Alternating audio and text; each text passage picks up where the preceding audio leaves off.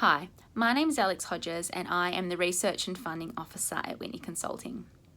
One of my main roles is to manage quite a comprehensive grant database. So what that means is I know what grants are available and who can apply for them. We get quite a few queries from clients questioning whether they are able to apply for a grant. So are they eligible? And look, this is such a great question and it's so important to know because you don't want to waste your time and effort applying for a grant and then getting to the end and realising that you aren't in fact eligible in the first place.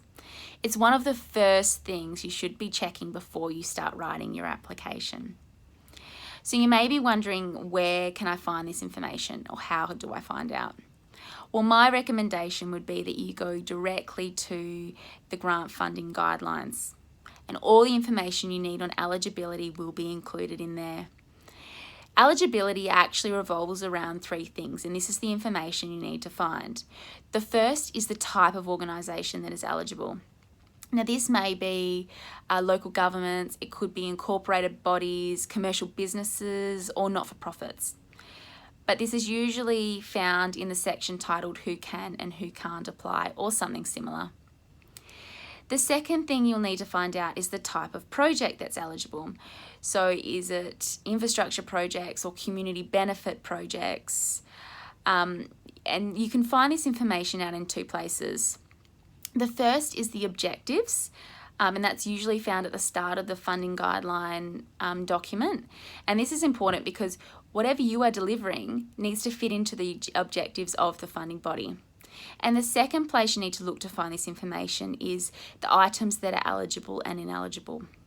And this is so important because you could have a wonderful infrastructure project that fits really well into the objectives of the funding body, but in ineligible items, they may include infrastructure costs, and that means that your project will be ineligible.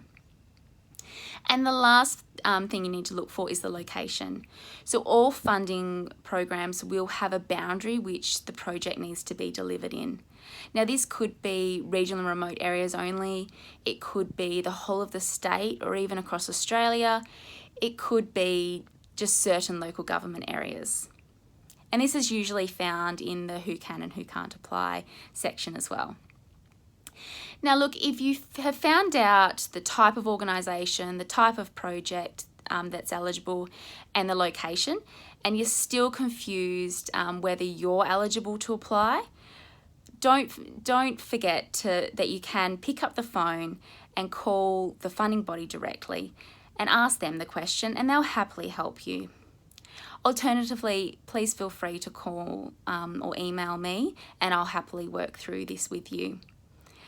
Also, don't forget that if you have a project that you are looking for funding for, you can email me a few details of your project and I will have a look through our grant database and provide you with a list of possible funding programs for your project.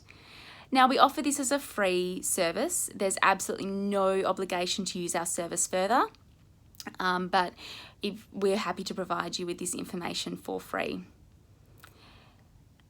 You can do this by emailing me, alex@whitneyconsulting.com.au. That's Alex, ALEX, @whitneyconsulting.com.au. Thank you. I hope this information has been helpful and hope to hear from some of you soon. Bye.